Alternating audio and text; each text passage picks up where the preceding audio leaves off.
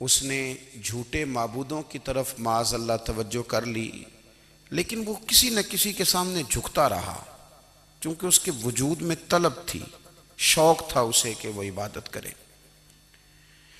اللہ تبارک و تعالی جب مسلمان کو توفیق دے اور اللہ کی بارگاہ کی جانب وہ رجوع کرے، تو پھر اس کا رویہ یہ ہونا چاہیے کہ اس کی توجہ ہو اللہ کی جانب۔ ہمارے ہاں تسبیحات پڑھ لی جاتی ہیں اگر کبھی موقع ملے، لیکن وہ خاص انہماک، وہ خاص شوق، وہ خاص ذوق اللہ تبارک و تعالیٰ کی عبادت کا، ایک ہوتا ہے نماز پڑھنا، ایک ہوتا ہے اہتمام کے ساتھ نماز پڑھنا، یعنی ذرا وقت پہ اٹھنا، ذرا صحیح کر کے وضو کرنا، ذرا شوق سے مصلی بچھانا۔ ایک ہوتا ہے تسبیح پڑھ لینا، اور ایک ہوتا ہے ذرا تھوڑا سا نا شوق کے ساتھ اللہ کو یاد کرنا۔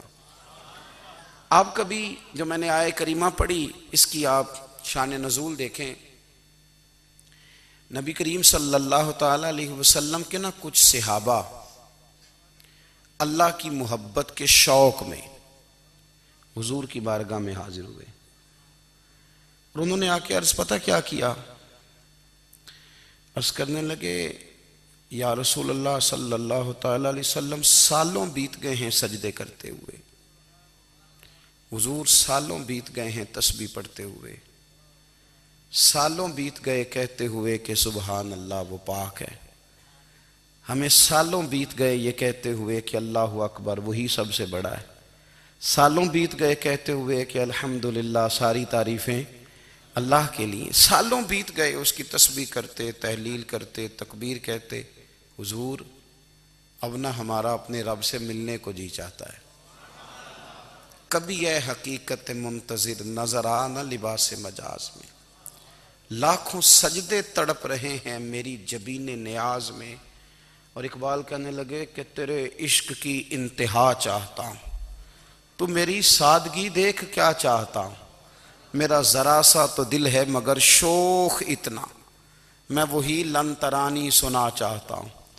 میرا بھی دل کرتا ہے کہ اللہ میں تجھے کہوں میں تجھے دیکھنا چاہتا ہوں، جس طرح حضرت موسیٰ کلیم علیہ السلام نے کہا تھا، اور تو مجھے کہے کہ لن ترانی تو نہیں دیکھ سکتا، ذرا سا تو دل ہے مگر شوق اتنا، میں بھی وہی لن ترانی سنا چاہتا ہوں۔ پھر کہنے لگے بھری بزم میں راز کی بات کہہ دی، بڑا بے ادب ہوں سزا چاہتا ہوں۔ دیکھو سب لوگوں کے بیچ ہی میں نے یہ کہہ دیا۔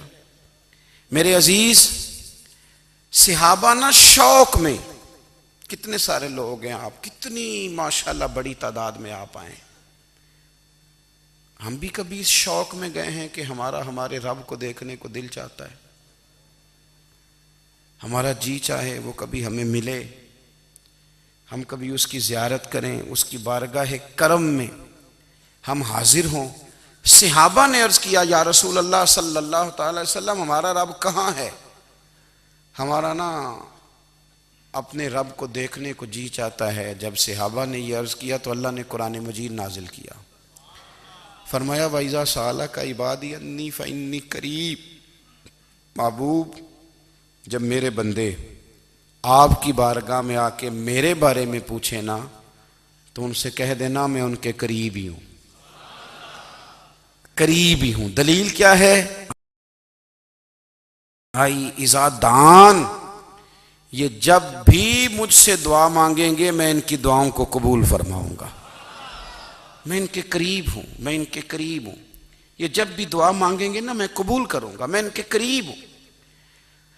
اللہ تبارک و تعالیٰ کے بندے اللہ سے محبت کرتے، رب کی بارگاہ میں جھکتے، اس کو اپنے دکھ سناتے، اس کے پیارے محبوب صلی اللہ تعالیٰ علیہ وسلم کا وسیلہ لے کے اس کے حضور حاضر ہو جاتے، پیشانیاں سجدوں سے روشن ہوتی۔ ہم نا ہر چیز کے لیے وقت نکالتے ہیں، ہر چیز کے لیے، لیکن عبادت کے لیے وقت نہیں نکالتے۔ ہر شے آباد ہے، ہر شے، ہماری فیس بک بھی آباد ہے، واٹس ایپ بھی آباد ہے، ہمارے ٹویٹر بھی آباد ہیں، ہماری ہر چیز آباد ہے، سب سے کم آباد ہمارا مصلی رہ گیا ہے، سب سے کم۔ وہ لوگ اب ڈھونڈنے سے ملتے ہیں جن کی بغل میں مصلی ہوتا تھا۔ میرے بھائی آپ کتنا کو دنیا کے پیچھے بھاگو گے، تھکا دے گی، کتنا دولت کے پیچھے بھاگو گے، تھکا دے گی۔ آپ جب اپنی زندگی میں جمع تفریق کرو گے نا تو مرتے وقت احساس ہوگا کہ سارا کچھ تو لوگوں کے لیے کیا، اپنے لیے تو کر ہی کچھ نہیں سکے۔ اور ہم عبادت کے معاملے میں بہانے بازی بھی کرتے ہیں۔ ہم کہتے ہیں اوہو رزق کمانا بھی تو عبادت ہی ہے نا، تو میں حلال روزی کے لیے جا رہا ہوں، یہ بھی تو عبادت ہے نا۔ میری طرح کے لوگ کہہ دیتے ہیں کہ میں سویرے اٹھ کے مدرسے میں کچھ اسباق دیکھتا ہوں تو یہ بھی تو عبادت ہے، میں بیان کرنے کے لیے مطالعہ کرتا ہوں تو یہ بھی تو عبادت ہے نا، اتنے لمبے سفر کر کے ملک میں دنیا میں گھومتا ہوں تو یہ بھی تو میں عبادت ہی کر رہا ہوں۔ اب اسپیشل نفلوں کے لیے وقت کس طرح نکلے، اسپیشل کر کے تسبیح میں کیسے چلاؤں، میں سارا کچھ ہم بہانے بنا لیتے ہیں نا۔ میرا سوال یہ ہے کہ یہ ساری باتیں صحابہ کو، نبی کریم کو، دیگر لوگوں کو بھی تو پتہ تھی نا، لیکن آپ غور تو کریں 23 سال حضور کو وقت ملا، مختصر وقت ظاہراً تبلیغ کرنے کے لیے، پوری دنیا میں دین بھی پھیلانا ہے۔ گھر میں 11 ازواج ہیں، 4 بیٹیاں ہیں، ان کی اولادیں، سارے کام کاج بھی دیکھنے ہیں۔ لیکن سیدہ طیبہ طاہرہ حضرت عائشہ صدیقہ رضی اللہ تعالیٰ عنہ فرماتی ہیں سارا دن تبلیغ کرتے، ہر غلام کے دکھ سنتے، گھر میں آتے تو اپنے گھر والوں کا خیال کرتے، کام میں ہمارا ہاتھ بٹاتے۔ قربان جاؤں، کہتی ہیں زمانہ سارا سو جاتا لیکن آمنہ کے لال مصلی بچھا لیتے۔ دنیا سو گئی، ساری سب سو گئے، جو خدام تھے، وہ جو غلام تھے وہ سو گئے۔ صحیح مسلم میں لفظ ملیں گے، سیدہ پاک فرماتی ہیں او میرے نبی کے غلاموں، میں نے یہ رنگ بھی دیکھا ہے کہ حضور نے اتنا کھڑے رہے، اتنا قیام کیا، اتنا قیام کیا کہ مقدس پیروں میں ورم آ گئے، سوج گئے پیر، اتنے بڑے۔ دل پہ ہاتھ رکھ کے نہیں بتا سکتا کہ میرے کبھی نماز میں پیر سوج گئے ہوں، کوئی نہیں بتا سکتا۔ بچوں کی روٹی کماتے تھک گئے بات الگ ہے، ہم سیر کرنے گئے تو تھک گئے بات الگ ہے، لیکن عبادت میں یہ بھی تو مسلم شریف ہے نا، یہ بھی تو دین ہے نا، یہ بھی تو حضور کی سنت ہے، یہ بھی تو وہ چیز ہے جو کریم کی آنکھوں کی ٹھنڈک ہے۔ سیدہ فرماتی ہیں پیروں میں ورم آ گئے، اور ساری رات ہی حضور نے نماز پڑھی اور ایک ہی آیت بار بار دہرائی۔ مسجد نبوی میں بلال حبشی نے فجر کی اذان دے دی اور حضور ابھی مصلی پہ تھے، کریم فارغ ہوئے۔ میں نے عرض کی یا رسول اللہ صلی اللہ علیہ وسلم، آپ کے تو صدقے اللہ اگلے پچھلوں کے گناہ معاف کرے گا، تو آپ اتنی آہوزاری کیوں فرماتے ہیں؟ آپ تو شفیع ہیں، آپ تو انبیاء کے امام ہیں۔ تو حضور نے فرمایا عائشہ تم نے گنوایا ہے نا میرے اللہ کی مجھ پر کتنی رحمت ہے، افلا اکون عبدا شکورا، فرمایا اگر اس نے اتنی نعمتیں دی ہیں تو کیا میں اس کا شکر گزار بندہ نہ بنوں؟ میں شکر گزار بندہ نہ بنوں اس کا؟ پھر اگر اتنی نعمتیں اس نے دی ہیں، مجھے اتنا نوازا ہے، تو پھر میں اس کے سامنے سجدے نہ کروں؟ او میرے بھائی، بڑے قابل فخر لوگ ہیں ہم کہ ہم نبی پاک کے غلام ہیں، ہم قابل فخر ہیں کہ نبی کریم کے غلام ہیں۔ کیا کبھی اس غلامی کے شکرانے میں بھی 2 نفل پڑھے کہ یا اللہ تیرا شکر ہے تو نے ہمیں حضور کا غلام بنایا ہے؟ یاد رکھیں کہ اپنی روحانی زندگی کو آباد کریں، استغفار پڑھیں، تسبیحات کریں۔ حضرت عبداللہ ابن عمر رضی اللہ تعالیٰ عنہ حضرت عمر کے صاحبزادے، مکہ مکرمہ میں ان کی قبر ہے۔ میں نے جب انہیں پڑھا تو مجھے ان سے بڑا پیار ہو گیا، لیکن آپ کو پتہ ہے وہاں جا کے کسی شخص کا مزار تلاش کرنا یا پوچھنا ایک مشکل کام ہوتا ہے۔ تو ایک دفعہ میں مکہ شریف میں حاضر تھا، تو ایک گاڑی والا ڈرائیور مجھے کہنے لگا کہ مولانا میں آپ کو جانتا ہوں، مجھے آپ سے محبت ہے، ایک بات بتاؤں آپ کو؟ میں نے کہا بتاؤ۔ کہنے لگے حضرت عبداللہ ابن عمر کی قبر دیکھنی ہے؟ میں نے کہا یہ تو نہیں کہہ رہا، یہ کسی نے بندوبست کرایا ہے، یہ اللہ نے تیرے دل میں بات ڈالی ہے، یہ ہو گیا تو لے چل مجھے۔ حضرت عبداللہ ابن عمر کو نبی پاک نے فرمایا تھا راجل صالح، یہ نیک بندہ ہے، یہ متقی آدمی۔ حضرت عبداللہ ابن عمر رضی اللہ تعالیٰ عنہ سیدنا فاروق اعظم رضی اللہ تعالیٰ عنہ کے صاحبزادے ہیں، اور ان کی ہمشیرہ سیدہ حفصہ رضی اللہ تعالیٰ عنہ حضور کی زوجہ محترمہ۔ ایک دن اپنی ہمشیرہ سے کہنے لگے کہ نبی کریم صلی اللہ تعالیٰ علیہ وسلم گھر میں آئے نا، اور اگر حضور غم امت میں پریشان نہ ہوں، طبیعت کو حشاش بشاش دیکھو، تو ذرا پوچھنا تو صحیح حضور کا میرے بارے میں کیا خیال ہے، پوچھنا تو صحیح کہ کریم کی بارگاہ میں میرا کیا مقام ہے، میرے بارے میں حضور کیا فرماتے ہیں۔ اب بہن کو کام بتائے اور بتائے بھی بھائی، اور پھر بہن وہ کام نہ کرے، یہ تاریخ میں ہوتا نہیں۔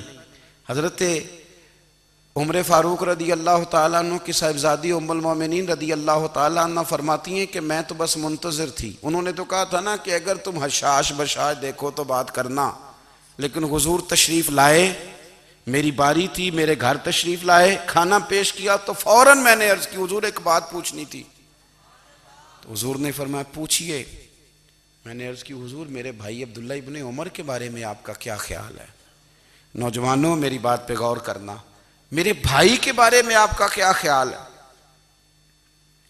تو نبی کریم صلی اللہ تعالیٰ علیہ وآلہ وسلم نے میری طرف دیکھا، اور پھر حضور زیر لب تھوڑا مسکرائے، اور بریلی کے امام کہتے ہیں کہ حضور مسکرا دیتے تھے نا تو جو بڑا دکھی ہوتا تھا وہ بھی ہنس پڑتا تھا۔ اب سوال پیدا ہوتا تھا کہ پھر تو اس مسکراہٹ کے لیے انتظار کرنا پڑتا ہوگا کئی مہینے کہ حضور مسکرائیں تو رونے والے ہنسیں، تو اعلیٰ حضرت فرماتے نہیں، انتظار نہیں کرنا پڑتا، یہ مسکراتے رہنا تو حضور کی عادت ہے۔ جس کی تسکین سے روتے ہوئے ہنس پڑے، اس تبسم کی عادت پہ لاکھوں سلام۔ یعنی یہ تو عادت ہے حضور کی مسکراتے رہنا، اس کے لیے انتظار نہیں کرنا پڑتا۔ بھائیو آپ خیال رکھیں گے، غور کریں گے، حضرت عبداللہ ابن عمر رضی اللہ تعالیٰ عنہ کے بارے میں پوچھا تو سیدہ فرماتی ہیں کہ نبی کریم صلی اللہ تعالیٰ علیہ وسلم نہ زیر لب مسکرائے اور فرمائے حفصہ تیرا بھائی ہے تو اچھا، لیکن میں نے سنا ہے کہ عشاء کی نماز پڑھتا ہے تو فجر تک سویا ہی رہتا ہے۔ او نوجوانوں، 10 بجے تک سونے کی بات نہیں ہوئی، 9 بجے تک سونے کی بات نہیں ہوئی، 11 بجے اٹھنے کی بات نہیں۔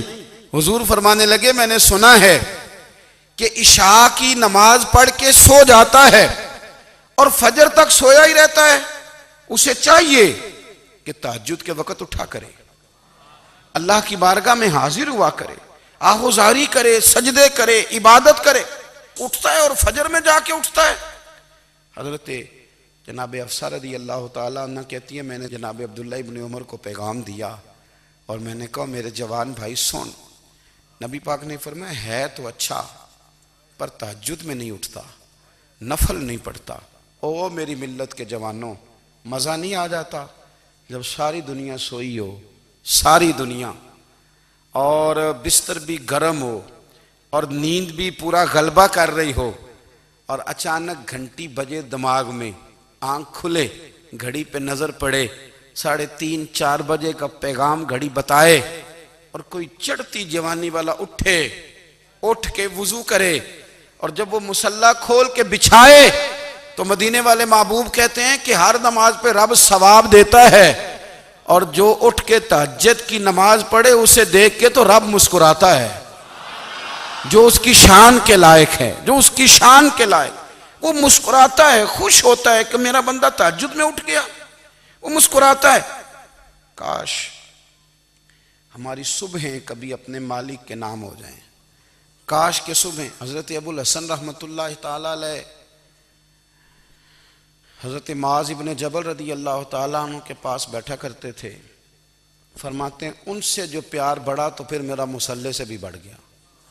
تابعی ہیں، فرماتے ہیں صحابی رسول سے محبت ہوئی تو ذکر سے بھی ہو گئی، پھر درود شریف سے بھی ہو گئی، محبت ان سے بڑھی تو پھر اللہ نے مسجد کا پیار بھی بڑھا دیا۔ آپ فرماتے ہیں کہ میری ہر وقت طبیعت چاہتی تھی کہ بس اللہ اللہ کروں، بس اللہ اللہ کروں، بس نہ میں ذرا تھوڑی جان چھڑاؤں لوگوں سے، کوئی 10 منٹ ملے تو میں کوئی 4 نفل پڑھ لوں، میں تھوڑا سا نہ بچوں لوگوں سے، اور مجھے تسبیح ملے تو میں نہ کوئی 400-500 دفعہ استغفار پڑھوں، سبحان اللہ، الحمدللہ، اللہ اکبر، لا حول ولا قوت الا باللہ، میں نہ تسبیحات پڑھوں۔ فرماتے ہیں کہ بچے تھے گھر میں 6-7، غربت تھی، کام ملتا کوئی نہیں تھا، اور میں کام چور نہیں تھا، کام ڈھونڈتا تھا، پر اللہ کی قدرت کے کام نہیں ملتا تھا۔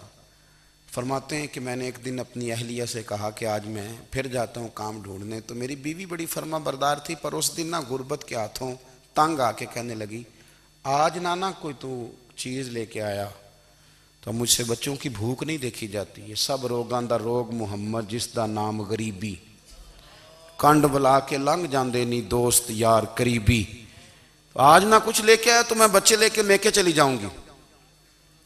شیخ فرماتے ہیں کہ میں بڑا پریشان گھر سے نکلا، پر میں نے صبح سے لے کے زور تک کام ڈھونڈا، کام ملا کوئی نہیں، تو میرے دل میں خیال آیا چلو کام نہیں ملتا تو اللہ اللہ تو کرے نا، چلو بندوں کی مزدوری نہیں ملتی تو رب کریم کی عبادت ہی کرتے ہیں۔ فرماتے ہیں کہ میں نے فرات کے پانی سے وضو کیا، نہر کے، شدید دھوپ تھی، ساتھ ریت تھی اور ریت تپ رہی تھی، میں نے اپنا رومال وہیں مصلی کے طور پر بچھا لیا، اور فرماتے ہیں کہ زور سے لے کر عصر تک نماز پڑھی، دھوپ بھی پورے زور پہ، پر میرے سجدے کا ذوق بھی پورے زور پہ۔ فرماتے ہیں سورج بھی چمک رہا ہے اور رب کی عبادت کا ذوق بھی پورے زور پہ، میں سجدہ کروں تو پھر میرا اٹھانے کو جی نہ چاہے۔ میرے استاد لکھا کرتے تھے، یہ ان کا شعر ہے، وہ کہا کرتے تھے مجھے سوز دے، مجھے ساز دے، اور مجھے نیم شب کا نیاز دے، دم سجدہ خود کو میں توڑ دوں، مجھے ایسا ذوق نماز دے، اور میں تیری بہار کا پھول ہوں، میں کھلا بھی ہوں تو تیرے لیے، مجھے میری شاخ سے توڑ لے، مجھے اپنی زلف کا ناز دے۔ بھائی فرماتے ہیں کہ عصر تک میں نے نفل پڑھے، دل ڈھلنے لگا، عصر کی نماز پڑھی اور میں وہاں سے چلا۔ اب میں جب نکلنے لگا تو دل میں خیال آیا کہ چھوٹی چھوٹی دیواریں ہیں گھر کی، بغیر کچھ لیے جاؤں گا تو بیوی دور سے دیکھے گی تو شور کرے گی کہ پھر خالی ہاتھ آ گیا ہے۔ کہتے میں نے اپنی اسی رومال میں جس پہ میں نے نماز پڑھی تھی نا، رومال میں کی آخی دے پنجابی جو صافہ کہتے ہیں، اسی میں میں نے کچھ ریت بھر لی کہ وہ دور سے دیکھے گی تو سمجھے گی کچھ لے کے آیا ہے، چلو جا کے اسے بتا دوں گا کہ آج پھر مزدوری نہیں ملی۔ کہتے ہیں وہ ریت لے کر جب میں گھر میں گیا تو پہلے بیوی دروازے پہ کھڑی ہوتی تھی، پوچھتی تھی خالی ہاتھ آ گئے ہو؟ آج میں نے دیکھا تو ہے ہی کوئی نہیں۔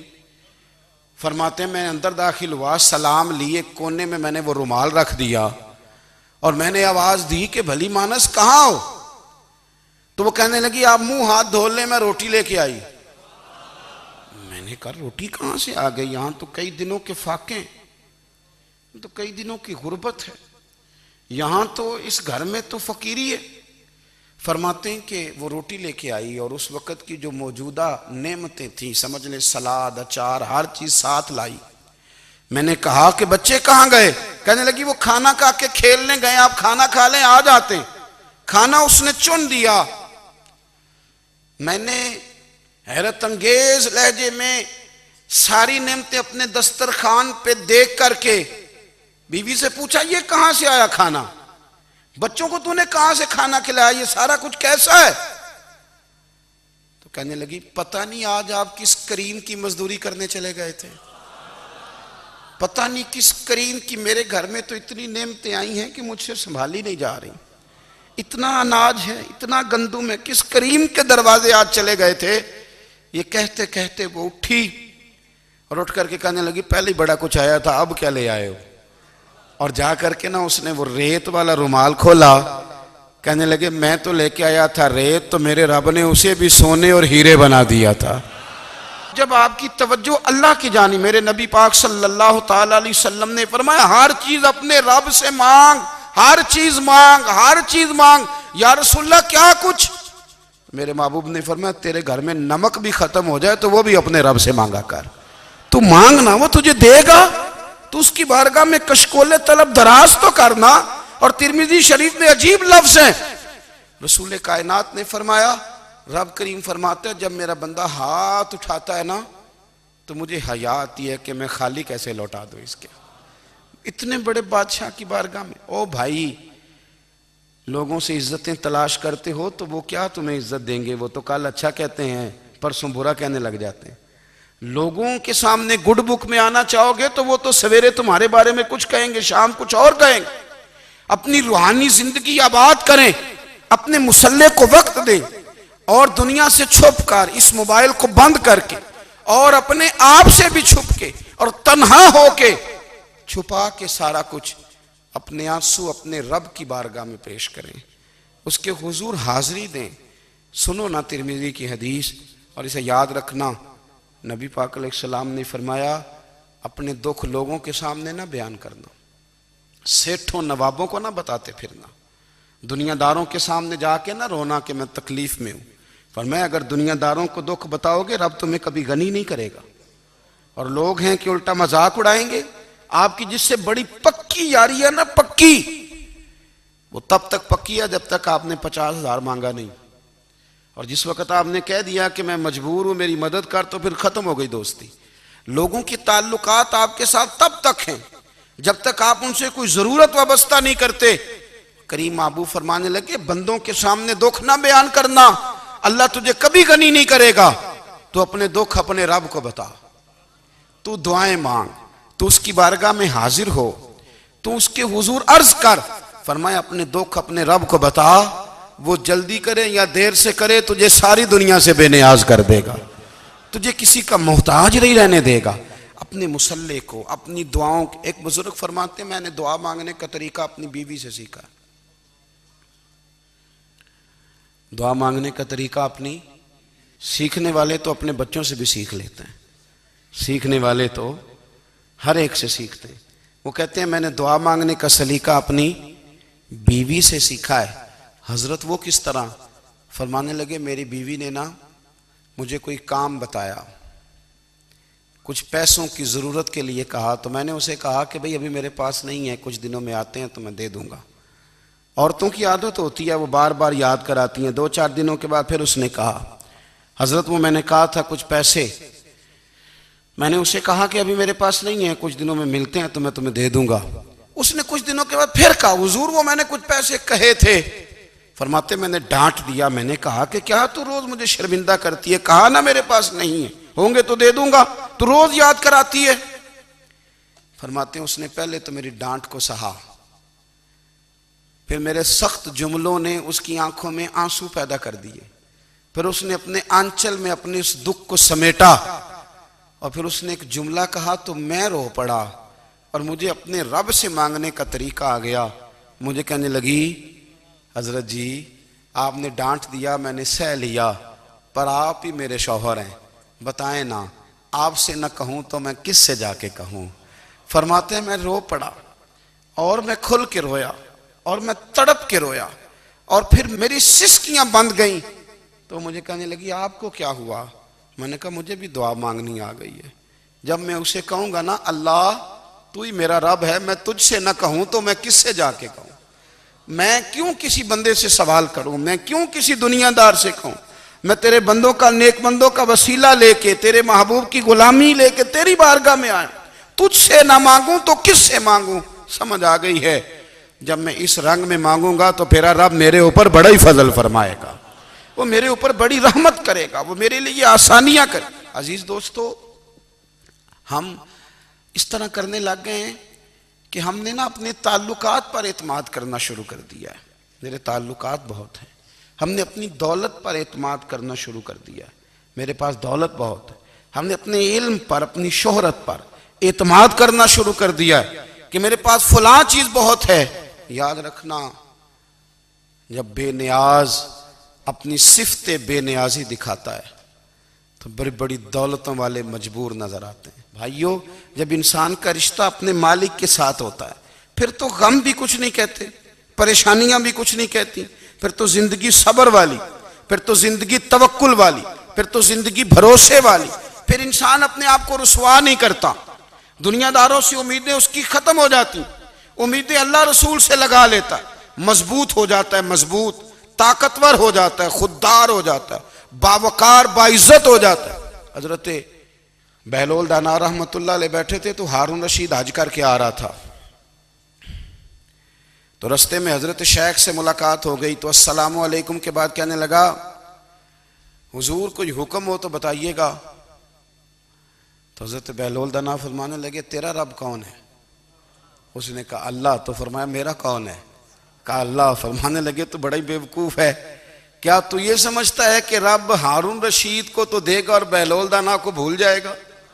تیرا بھی وہی رب ہے، میرا بھی وہی رب ہے۔ اس نے اگر تجھے دے کے آزمایا ہے تو ہو سکتا ہے مجھے نہ دے کے آزما رہا ہو۔ جب اس کی حکمت کے تقاضے ہوں گے تو عطا کرے گا اور دے گا۔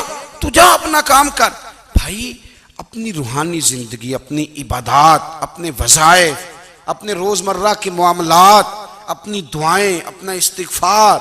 دیکھو کوئی مشکل کام تو نہیں، 2 رکوع ہیں سورہ واقعہ کے، اگر رات کو پڑھ لی جائے تو۔ میں کس طرح یہ بات بیان کروں کہ تعویذ بانٹنا آسان ہے اور وظیفہ بتانا مشکل ہے۔ سارا دن تعویذ بانٹیں تو لوگ لینے کو تیار ہیں، اور اگر آپ وظیفہ بتائیں تو کہتے ہیں تو مشکل کام ہے۔ او خدا کے بندے، اگر آپ کا تعلق قرآن پاک کے ساتھ مضبوط ہو، قرآن پاک کے ساتھ اگر آپ کا رشتہ ہو، لوگ سفارشیں ڈھونڈتے ہیں نا دنیا میں، کوئی تعلق مل جائے تو میرا کام ہو جائے۔ دنیا میں اتنا مشکل معاملہ ہے، آخرت میں مجھے بتائیے گا کتنا مشکل معاملہ ہوگا۔ میرے نبی پاک صلی اللہ تعالی علیہ وسلم نے فرمایا، جو لوگ سورہ ملک پڑھا کرتے تھے نا، سورہ ملک، یہ سورت ملک قیامت میں ان کی سفارش کرے گی، اور اس طرح کرے گی کہ کہے گی اے اللہ یہاں اس بندے کو جنت میں داخل کر دے یا مجھے قرآن پاک سے علیحدہ کر دے۔ تو رب فرمائے گا جا اس کا دامن تھام کے اسے جنت تک پہنچایا۔ آپ بات کو سمجھیں، جب آپ کے تعلقات اپنے معاملات کے ساتھ مضبوط ہوں گے، یہ نبی کریم نے وعدہ کیا ہے کہ تو سورت واقعہ پڑھ، تیرے گھر میں فاقہ نہیں آئے گا۔ حضرت عبداللہ ابن مسعود رضی اللہ تعالیٰ عنہ بیمار تھے تو حضرت عثمان غنی رضی اللہ تعالیٰ عنہ تیمارداری کے لیے تشریف لے گئے، اور جا کر کے کہا کہ آپ بڑے بیمار ہیں، آپ کی بیٹیاں زیادہ ہیں، میں چاہتا ہوں کہ خزانے میں سے کچھ مدد کروں۔ تو سیدنا عبداللہ ابن مسعود رضی اللہ تعالیٰ عنہ اٹھ کے بیٹھ گئے اور کہنے لگے امیر المومنین، اللہ آپ کو میری طرف سے، میری بیٹیوں کی طرف سے بہتر صلہ دے، میری بیٹیوں کو کسی خزانے کی ضرورت نہیں، میں نے انہیں خزانہ دے دیا ہے۔ کہا جناب آپ نے کون سا خزانہ دیا ہے، میں آپ کے مالی معاملات کو جانتا ہوں۔ تو فرمانے لگے امیر المومنین، میرے نبی کریم نے فرمایا ہے جو سورت واقعہ پڑھے اسے کبھی فاقہ نہیں آتا، میں نے بیٹیوں کو یاد کرا دی ہے، یہ خزانہ میں نے انہیں دے دیا ہے۔ وہ سارے والدین سنیں جو بیٹیوں کے لیے پریشان رہتے ہیں۔ حضرت عبداللہ ابن مسعود نصیحت کر رہے ہیں، فرمانے لگے میں نے سورت واقعہ یاد بھی کرا دی ہے، پڑھنے کی عادت بھی ڈال دی ہے۔ حضور نے فرمایا ہے جو سورت واقعہ پڑھے اسے فاقہ نہیں آتا۔ کہنے لگے چاند تو اپنی جگہ چھوڑ سکتا ہے، سورج گر سکتا ہے، تارے ٹوٹ سکتے ہیں، پر مدینے والے رسول کی بات غلط نہیں ہو سکتی۔ حضور نے فرمایا فاقہ نہیں آئے گا تو انشاءاللہ کبھی بھی نہیں آئے گا۔ کرنے کا کام یہ ہے کہ ہم اپنے معاملات، اپنی عبادات، اپنی دعائیں، کبھی 10 منٹ عادت ہو جائے نا دعا مانگنے کی علیحدہ سے رات کو۔ حضور نے فرمایا جو فرض نماز کے بعد دعا مانگے اللہ اس کی قبول کر لیتا ہے۔ نبی پاک صلی اللہ تعالی علیہ وسلم نے فرمایا اللہ مسافر کی دعا قبول فرماتا ہے۔ حضور نے فرمایا اللہ مظلوم کی دعا قبول فرماتا ہے۔ حضور نے فرمایا بیمار سے دعا کراؤ اللہ اس کی دعا قبول فرماتا ہے۔ میرے نبی پاک نے فرمایا ماں باپ جب بھی اولاد کے لیے ہاتھ اٹھائیں، ویسے تے بلے شاہ تو آسمانی اڈدیاں ہی پھڑ دیں، جڑا گھر بیٹھا انہوں بڑھیا ہی نہیں۔ حضور فرمانے لگے ماں باپ جب بھی اولاد کے لیے دعا فرمائیں اللہ ان کی دعا کو قبول کرتا ہے۔ آپ اپنا تعلق بنائیں، دعا کے ساتھ، عبادت کے ساتھ، مصلی کے ساتھ رشتہ بنائیں، استغفار پڑھیں۔ صلاح الدین ایوبی صلیبی جنگوں میں تھے، رات کو مسجد اقصی میں نماز پڑھی تو پریشان تھے۔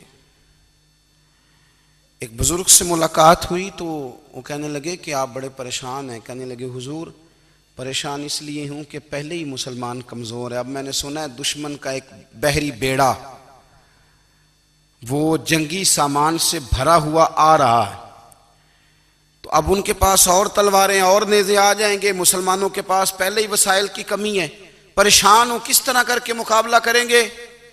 یہ بات کہتے ہی صلاح الدین ایوبی نے بزرگوں سے کہا حضور آپ بھی دعا کرنا، دعا کی بڑی طاقت ہے۔ میرے نبی پاک نے فرمایا دعا مومن کا ہتھیار ہے، دعا مومن کا۔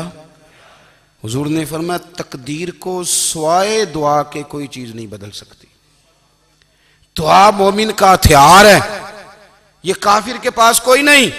یہ ہتھیار ہے مومن کا. اللہ کرے آپ کو سمجھ آئے. پھر سنیں, کئی بار کہہ چکا ہوں, یہ ہتھیار ہے. کافر کے مقابلے میں جو تیرے پاس سب سے بڑا ہتھیار ہے وہ دعا ہے. دعائیں کرانی چھوڑ دی, کرنی چھوڑ دی, لینی چھوڑ دی. حضرت سیدنا انس بن مالک رضی اللہ تعالیٰ عنہ فرمایا کرتے تھے, میں نے وہ رنگ دیکھا ہے جب حضور دعا مانگتے تھے اور حضور کی مقدس آنکھوں میں آنسو بھی ساتھ ہی بہا کرتے تھے. میں نے وہ انداز دیکھا. تو صلاح الدین ایوبی بزرگ سے کہنے لگے آپ بھی دعا کیجیے, اور خود رونے لگے اور سر سجدے میں رکھ کے رونے لگے, اور عشاء سے لے کر فجر تک روئے, خوب روئے. صبح وہ بزرگ آئے تو صلاح الدین ایوبی کا خوبصورت اور ہنستا ہوا چہرہ دیکھا.